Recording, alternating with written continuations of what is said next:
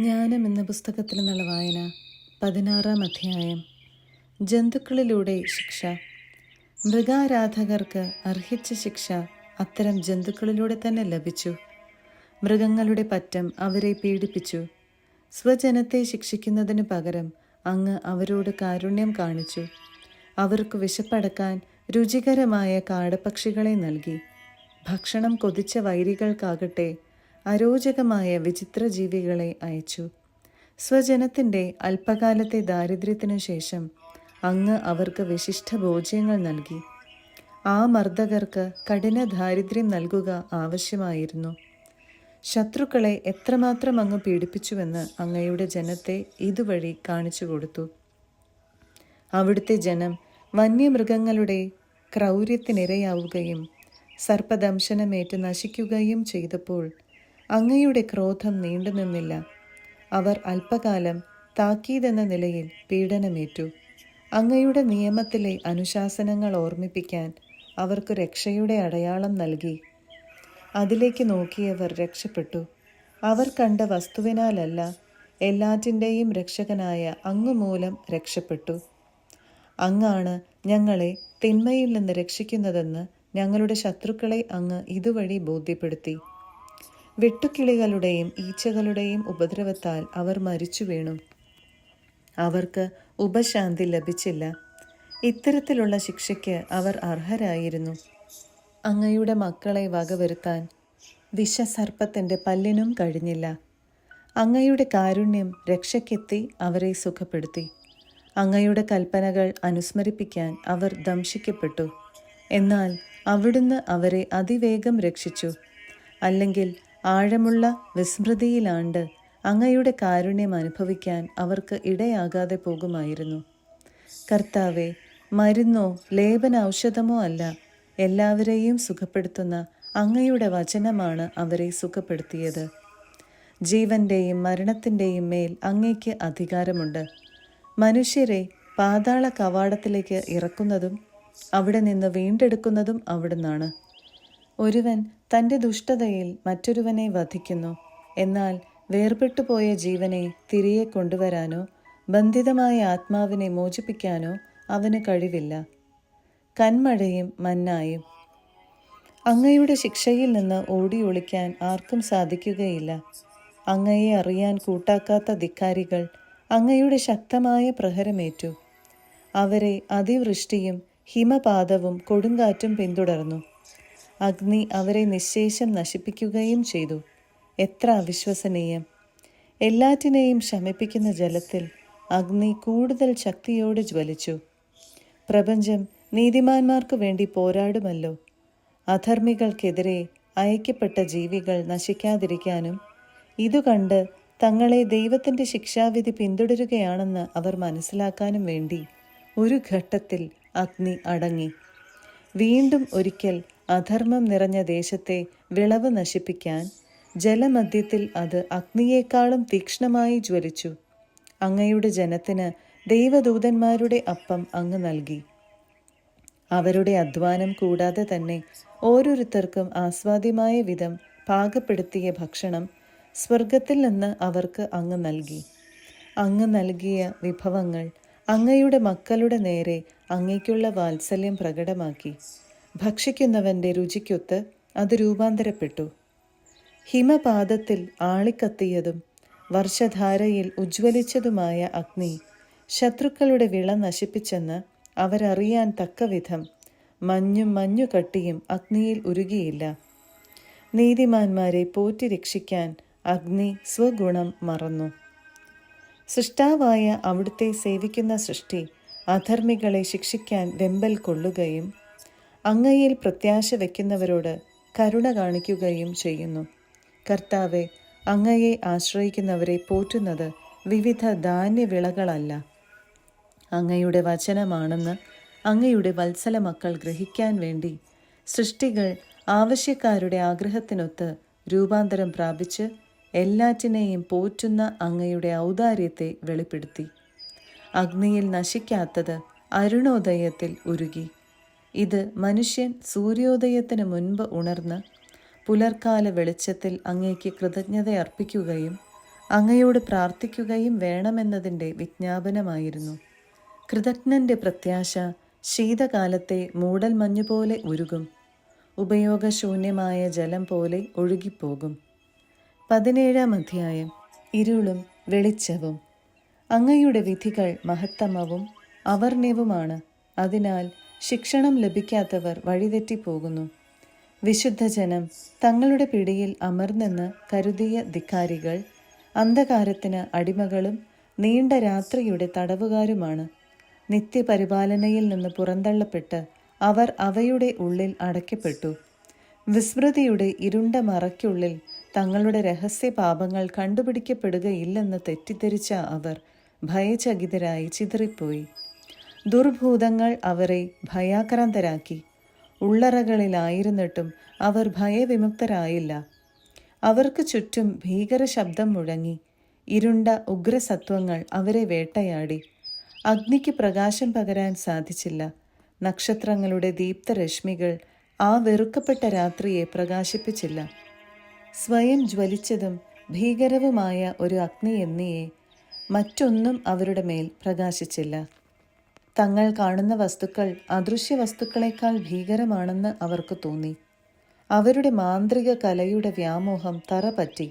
അവരഭിമാനം കൊണ്ട ആ വിദ്യ പരിഹാസ്യമായി. രോഗബാധിതമായ മനസ്സിൻ്റെ ഭയവും വിഭ്രാന്തിയും മാറ്റാമെന്നേറ്റവർ തന്നെ പരിഹാസ്യമായ ഭയത്തിന് അടിമപ്പെട്ടു. ഭയപ്പെടാൻ ഒന്നുമില്ലാതിരുന്നിട്ടും അവർ മൃഗങ്ങൾ പോകുമ്പോഴും സർപ്പങ്ങളുടെ സീൽക്കാരം കേൾക്കുമ്പോഴും പേടിച്ചു വിറച്ചു. അവർ ഭയം കൊണ്ട് വിറച്ചു നശിച്ചു. ഒരിടത്തു നിന്നും ഒഴിവാക്കാൻ വയ്യാത്ത വായുവിൽ പോലും കണ്ണു തുറന്നു നോക്കാൻ അവർക്ക് ധൈര്യമില്ല. തിന്മ ഭീരുത്വം നിറഞ്ഞതാണ്. അത് തന്നെ ശിക്ഷിക്കുന്നു. മനസാക്ഷിയുടെ സമ്മർദ്ദത്തിൽ അത് പ്രതിബന്ധങ്ങളെ പർവ്വതീകരിക്കുന്നു. ആലോചനാശീലത്തിൽ നിന്ന് വരുന്ന സഹായത്തെ ഭയം എപ്പോഴും തിരസ്കരിക്കുന്നു. സഹായം ലഭിക്കുമെന്നുള്ള ആന്തരികമായ പ്രതീക്ഷ എത്ര ദുർബലമാണോ അത്രത്തോളം പീഡനത്തിൻ്റെ കാരണത്തെക്കുറിച്ചുള്ള അജ്ഞതയെ ഭയം ഇഷ്ടപ്പെടുന്നു. അശക്തമായ പാതാളത്തിൽ നിന്ന് എത്തിയ അശക്തമായ രാത്രി തങ്ങളെ ചൂടിനപ്പോൾ അവർ ഒരേ ഉറക്കത്തിൽ മുഴുകി. ചിലപ്പോൾ ഭീകരഭൂതങ്ങളെ കണ്ട് അവർ ചകിതരായി. മറ്റു ചിലപ്പോൾ മനം തകർന്ന് മരവിച്ചു. കാരണം അപ്രതീക്ഷിതമായി പെട്ടെന്ന് ഭയം അവരെ ഗ്രസിച്ചു. അവിടെ ഉണ്ടായിരുന്നവരെല്ലാവരും ലോഹനിർമ്മിതമല്ലാത്ത ഈ തടവറയിൽ അടയ്ക്കപ്പെട്ടു. കർഷകനോ ഇടയനോ ഏകാഗിയായ തൊഴിലാളിയോ ആകട്ടെ, അവർ പിടിക്കപ്പെടുകയും അനിവാര്യമായ ശിക്ഷയ്ക്ക് വിധിക്കപ്പെടുകയും ചെയ്തു. ഏവരും ഒരേ അന്ധകാരത്തിൻ്റെ ശൃംഖലയാൽ ബന്ധിതരായിരുന്നു. കാറ്റിൻ്റെ സീൽക്കാരമോ പന്തലിച്ച വൃക്ഷത്തിൽ പക്ഷികളുടെ കളകളാരവമോ പാഞ്ഞൊഴുകുന്ന ജലത്തിൻ്റെ താളമോ പാറകൾ പിളർക്കുന്ന പരുഷ ശബ്ദമോ ചാടിയോടുന്ന മൃഗങ്ങളുടെ അദൃശ്യമായ ഓട്ടമോ ഹിംസ്രമൃഗങ്ങളുടെ ഗർജനമോ പർവ്വത ഗുഹകളിൽ നിന്നുള്ള മാറ്റൊലിയോ എന്തും അവരെ ഭയം കൊണ്ട് സ്തബ്ധരാക്കി. ലോകം മുഴുവൻ ഉജ്ജ്വല തേജസ്സേറ്റ് നിർവിഘ്നം ജോലിയിൽ ഏർപ്പെട്ടപ്പോൾ തങ്ങളെ ഗ്രസിക്കാൻ വിധിക്കപ്പെട്ടിരുന്ന അന്ധകാരത്തിൻ്റെ പ്രതീകമായ ആ കനത്ത രാത്രി അവരെ മാത്രം ഗ്രസിച്ചു. എന്നാൽ ആ അന്ധകാരത്തെക്കാൾ കനത്ത അന്ധകാരം അവർക്ക് തങ്ങളിൽ തന്നെ അനുഭവപ്പെട്ടു. 18-ാം അധ്യായം. എന്നാൽ അങ്ങയുടെ വിശുദ്ധ ജനത്തിൻ്റെ മേൽ വലിയ പ്രകാശമുണ്ടായിരുന്നു. ശത്രുക്കൾ അവരുടെ ശബ്ദം കേട്ടു, എന്നാൽ അവരുടെ രൂപം കണ്ടില്ല. പീഡനം ഏൽക്കാഞ്ഞതിനാൽ അവരെ സന്തുഷ്ടർ എന്ന് വിളിച്ചു. അങ്ങയുടെ വിശുദ്ധ ജനത്തോട് അവർ മുൻദ്രോഹങ്ങൾക്ക് പ്രതികാരം ചെയ്യാഞ്ഞതിന് നന്ദി പറഞ്ഞു. അവരോട് ശത്രുത കാട്ടിയതിന് മാപ്പ് ചോദിച്ചു. അങ്ങയുടെ ജനത്തിൻ്റെ അനിശ്ചിത മാർഗത്തിൽ ജ്വലിക്കുന്ന അഗ്നിസ്തംഭത്താൽ അങ്ങ് വഴി കാട്ടി. അവരുടെ പ്രതീക്ഷാ നിർഭരമായ കുടിയേറ്റത്തിൽ അത് അവർക്ക് പ്രശാന്ത സൂര്യനായിരുന്നു. ആരിലൂടെ ലോകമെങ്ങും നിയമത്തിൻ്റെ നിത്യപ്രകാശം പരത്തേണ്ടിയിരുന്നോ, ആ മക്കളെ ബന്ധനസ്ഥരാക്കിയ അവരുടെ ശത്രുക്കൾക്ക് പ്രകാശം നിഷേധിക്കപ്പെടുകയും ഇരുളിൻ്റെ തടവറയിൽ അടയ്ക്കപ്പെടുകയും ചെയ്തത് അവർ അർഹിക്കുന്നത് തന്നെ. ആദ്യജാതന്മാരുടെ വധം. അങ്ങയുടെ വിശുദ്ധ ജനത്തിൻ്റെ സന്താനങ്ങളെ വധിക്കാൻ അവരൊരുങ്ങിയപ്പോൾ ഒരു ശിശുവിനെ അങ്ങ് രക്ഷിച്ചു. അങ്ങ് ശത്രുക്കളുടെ ഒട്ടേറെ ശിശുക്കളെ ഇല്ലായ്മ ചെയ്ത് അവരെ ശിക്ഷിച്ചു.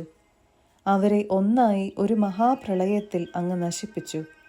തങ്ങൾ വിശ്വസിച്ച വാഗ്ദാനത്തിൻ്റെ പൂർണ്ണ ജ്ഞാനത്തിൽ ആനന്ദിക്കാൻ ഞങ്ങളുടെ പിതാക്കന്മാർക്ക് ആ രാത്രിയെക്കുറിച്ച് അങ്ങ് മുന്നറിവ് നൽകി.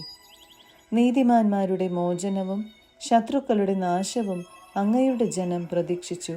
ഞങ്ങളുടെ ശത്രുക്കളെ ശിക്ഷിച്ചതുവഴി ഞങ്ങളെ സ്വന്തം ജനമായി അങ്ങ് മഹത്വപ്പെടുത്തി. സജ്ജനങ്ങളുടെ വിശുദ്ധ സന്തതികൾ രഹസ്യമായി ബലിയർപ്പിച്ചു. ഏക മനസ്സായി ദൈവിക നിയമം അനുസരിച്ചു. അങ്ങനെ അങ്ങയുടെ വിശുദ്ധർ ഭാഗ്യാഭാഗ്യങ്ങളെ ഒന്നുപോലെ സ്വീകരിച്ചു. അവർ പിതാക്കന്മാരുടെ സ്തുതികൾ പാടുകയായിരുന്നു. അവരുടെ ശത്രുക്കളുടെ രോദനത്തിൻ്റെ കോലാഹലം മാറ്റൂലി കൊണ്ടു. സന്താനം നഷ്ടപ്പെട്ട അവരുടെ ദീനവിലാപം വിദൂരങ്ങളിലും വ്യാപിച്ചു. അടിമയും യജമാനനും ഒരേ ശിക്ഷ അനുഭവിച്ചു. രാജാവും പ്രജയും സഹിച്ചത് ഒരേ നഷ്ടം തന്നെ. എല്ലാവർക്കും ഒരുമിച്ച് ഒന്നുപോലെയുള്ള മരണം. മൃതദേഹങ്ങൾ എണ്ണിയാൽ ഒടുങ്ങുകയില്ല. അവ സംസ്കരിക്കാൻ ജീവിച്ചിരുന്നവർ മതിയായില്ല. അവരുടെ വത്സലപുത്രർ നിമിഷ നേരം കൊണ്ട് ഹതരായല്ലോ. തങ്ങളുടെ മന്ത്രവാദം കൊണ്ട് ഒന്നും വിശ്വസിക്കാതിരുന്ന അവർ തങ്ങളുടെ ആദ്യജാതരുടെ നാശം കണ്ടപ്പോൾ അങ്ങയുടെ ജനത്തെ ദൈവസുതരെന്ന് സമ്മതിച്ചു. സർവത്ര പ്രശാന്ത മൂകത വ്യാപിച്ചപ്പോൾ അർദ്ധരാത്രിയായപ്പോൾ അങ്ങയുടെ ആജ്ഞയുടെ മൂർച്ചയുള്ള ഖഡ്ഗം ധരിച്ച ധീരയോദ്ധാവ്, അങ്ങയുടെ സർവശക്തമായ വചനം സ്വർഗസിംഹാസനത്തിൽ നിന്ന് ആ ശാപഗ്രസ്തമായ രാജ്യത്തിൻ്റെ മധ്യേ വന്നു. അവൻ ഭൂമിയിൽ കാലുറപ്പിച്ച് സ്വർഗത്തോളം ഉയർന്നു നിന്ന് എല്ലാറ്റിനെയും മൃത്യുവാൽ നിറച്ചു. ഭീകര സ്വപ്നങ്ങളിൽ പ്രത്യക്ഷപ്പെട്ട രൂപങ്ങൾ അവരെ ഭയവിഹ്വലരാക്കി. അപ്രതീക്ഷിതമായ ഭീതികൾ അവരെ വേട്ടയാടി. അർദ്ധപ്രാണരായി അങ്ങിങ്ങു ചിതറിക്കപ്പെട്ട അവർ തങ്ങളുടെ മരണത്തിൻ്റെ കാരണം വെളിപ്പെടുത്തി. പീഡനത്തിൻ്റെ കാരണമറിയാതെ അവർ മരിക്കാതിരിക്കാൻ അവരെ അലട്ടിയ സ്വപ്നങ്ങൾ ഇതിനെക്കുറിച്ച് മുന്നറിവ് നൽകി. നീതിമാന്മാരും മൃത്യുസ്പർശം അനുഭവിച്ചു. മരുഭൂമിയിൽ വച്ച് ജനത്തിൻ്റെ മേൽ മഹാമാരി പടർന്നു പിടിച്ചു. എന്നാൽ ക്രോധം നീണ്ടു നിന്നില്ല. പെട്ടെന്ന് നിഷ്കളങ്കനായ ഒരു ധീരനായകൻ അവരുടെ രക്ഷയ്ക്കെത്തി. തൻ്റെ ശുശ്രൂഷയുടെ പരിചയായ പ്രാർത്ഥനയും പാപപരിഹാരത്തിൻ്റെ ധൂപാർച്ചനയും കയ്യിലെടുത്ത് അങ്ങയുടെ കോപം ശമിപ്പിക്കുകയും വിനാശത്തിന് അറുതി വരുത്തുകയും ചെയ്ത് താൻ അങ്ങയുടെ ദാസനെന്ന് തെളിയിച്ചു. അവൻ ക്രോധത്തെ ശമിപ്പിച്ചത് കായബലത്താലോ ആയുധശക്തിയാലോ അല്ല, ഞങ്ങളുടെ പിതാക്കന്മാർക്കു നൽകിയ വാഗ്ദാനവും ഉടമ്പടിയും അനുസ്മരിപ്പിച്ച് തൻ്റെ വചനത്താൽ അവൻ ശിക്ഷകനെ ശാന്തനാക്കി. മൃതദേഹങ്ങൾ ഒന്നിനുമേൽ ഒന്നായി കുന്നുകൂടിയപ്പോൾ അവൻ ഇടപെട്ട് ക്രോധത്തെ ജീവിക്കുന്നവരിലേക്ക് കടക്കാതെ തടഞ്ഞു. അവൻ അണിഞ്ഞിരുന്ന മേലങ്കിയിൽ ലോകത്തെ മുഴുവൻ ചിത്രണം ചെയ്തിരുന്നു. 4 രത്നനിരകളിലും പിതാക്കന്മാരുടെ മഹിമകളും കിരീടത്തിൽ അങ്ങയുടെ മഹത്വവും ആലേഖനം ചെയ്തിരുന്നു. വിനാശകൻ ഇത് കണ്ട് ഭയന്ന് പിൻവാങ്ങി. ശിക്ഷയുടെ രുചി അറിഞ്ഞതുകൊണ്ട് തന്നെ മതിയായി. 19-ാം അധ്യായം. ചെങ്കടലിലൂടെ. അധർമ്മികൾ അങ്ങയുടെ ജനത്തെ തിടുക്കത്തിൽ വിട്ടയച്ചെങ്കിലും മനം മാറി അനുധാവനം ചെയ്യുമെന്ന് അങ്ങ് മുൻകൂട്ടി കണ്ടിരുന്നതിനാൽ നിർദ്ദയമായ കോപം അവസാനം വരെ അവരുടെ മേൽ ആഞ്ഞടിച്ചു. അവർ ദുഃഖമാചരിക്കുകയും തങ്ങളുടെ മൃതരുടെ ശവക്കുഴിയിങ്കൽ വിലപിക്കുകയും ചെയ്യുമ്പോൾ തന്നെ ബുദ്ധിശൂന്യമായ മറ്റൊരു തീരുമാനം എടുത്തു. നിർബന്ധിച്ചും യാചിച്ചും യാത്രയാക്കിയവരെ ഒളിച്ചോടുന്നവരെ എന്ന പോലെ അവർ പിന്തുടർന്നു. തങ്ങൾ അർഹിക്കുന്ന ശിക്ഷാവിധിയാണ് അവരെ അതിന് പ്രേരിപ്പിക്കുകയും കഴിഞ്ഞ സംഭവങ്ങൾ വിസ്മരിക്കാൻ ഇടയാക്കുകയും ചെയ്തത്.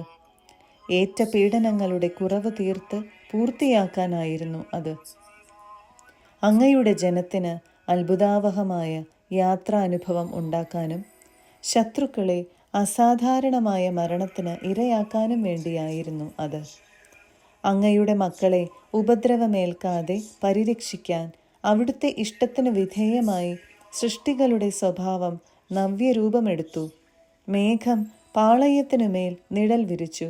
ജലം നിറഞ്ഞു കിടന്നിടത്ത് വരണ്ട ഭൂമി, ചെങ്കടലിൻ്റെ മധ്യത്തിൽ നിർബാധമായ പാത, ഇളകുന്ന തിരമാലകളുടെ സ്ഥാനത്ത് പുൽപ്പരപ്പ്.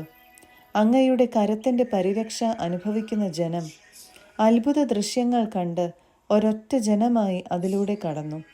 അവരുടെ രക്ഷകനായ കർത്താവെ, അങ്ങയെ സ്തുതിച്ചുകൊണ്ട് മേച്ചിൽപ്പുറത്തെ കുതിരകളെ പോലെയും തുള്ളിച്ചാടുന്ന കുഞ്ഞാടുകളെ പോലെയും അവർ കാണപ്പെട്ടു. തങ്ങളുടെ പരദേശവാസകാലത്ത് ഭൂമി മൃഗങ്ങൾക്കു പകരം കൊതുകുകളെയും നദി മത്സ്യങ്ങൾക്കു പകരം തവളക്കൂട്ടങ്ങളെയും പുറപ്പെടുവിച്ചത് അവരോർമ്മിച്ചു. ആർത്തി പിടിച്ച് വിശിഷ്ട ഭോജ്യത്തിന് അപേക്ഷിച്ച തങ്ങളെ തൃപ്തിപ്പെടുത്താൻ പുതിയ തരം പക്ഷികൾ, കടലിൽ നിന്ന് കാടപ്പക്ഷികൾ പറന്നെത്തിയത് അവർ കണ്ടതാണ്. ഇടിമുഴക്കത്തിൻ്റെ മുന്നറിയിപ്പോടെയത്രേ പാപികളുടെ മേൽ ശിക്ഷകൾ നിപതിച്ചത്. അവർ ദുഷ്കൃത്യങ്ങൾ നിമിത്തം യഥാർഹം പീഡനമേറ്റു. അന്യജനതയോട് കഠിനമായ വെറുപ്പാണ് അവർ കാണിച്ചത്. മറ്റുള്ളവർ തങ്ങളെ സമീപിച്ച അന്യജനതയെ സ്വീകരിച്ചില്ല. എന്നാൽ ഇവരാകട്ടെ തങ്ങൾക്ക് ഉപകാരം ചെയ്ത അതിഥികളെ അടിമകളാക്കി. അതുമാത്രമല്ല, അന്യജനതയുടെ നേരെ ശത്രുതാ മനോഭാവം കാണിച്ച ആദ്യത്തെ കൂട്ടർക്കും ശിക്ഷ ലഭിക്കും. രണ്ടാമത്തെ കൂട്ടർ അതിഥികളെ സ്വാഗതം ചെയ്ത് തങ്ങൾക്കൊപ്പം അവകാശം അനുഭവിച്ച അവരെ കഠോരമായി പീഡിപ്പിച്ചു. ധർമ്മിഷ്ഠന്റെ വാതിൽക്കൽ നിന്നവരെ പോലെ അവർ കടന്നു പോകാൻ വഴി കാണാതെ കൂരിരുളിൽ തപ്പിത്തടഞ്ഞു. വീണയിൽ സ്വരസ്ഥാന ഭേദമനുസരിച്ച് താളം മാറുന്നെങ്കിലും രാഗം മാറാത്തതുപോലെ മൂലവസ്തുക്കൾ പരസ്പരം മാറി. സംഭവിച്ചത് കാണുമ്പോൾ ഇത് വ്യക്തമാകും. കരയിലെ ജീവികൾ ജലജീവികളായി. ജലത്തിൽ നീന്തി നടന്നവ കരയിൽ വിഹരിച്ചു. അഗ്നി ജലത്തിൽ പോലും തൻ്റെ ശക്തി പ്രകടിപ്പിച്ചു. ജലം അഗ്നിയെ കെടുത്തുന്ന സ്വഭാവം വിസ്മരിച്ചു. മറിച്ച് അഗ്നിജ്വാല അതിൽ പതിക്കുന്ന ജീവികളുടെ നശ്വര ശരീരം ദഹിപ്പിച്ചില്ല. നിഷ്പ്രയാസം ഉരുകുന്ന സ്ഫടിക സദൃശമായ സ്വർഗീയ ഭോജനത്തെ ഒരുക്കിയില്ല. കർത്താവെ, സ്വജനത്തെ അങ്ങ് എല്ലാറ്റിലും ഉയർത്തുകയും മഹത്വപ്പെടുത്തുകയും ചെയ്തു. എന്നും എവിടെയും അവരെ തുണയ്ക്കാൻ അങ്ങ് മടിച്ചില്ല.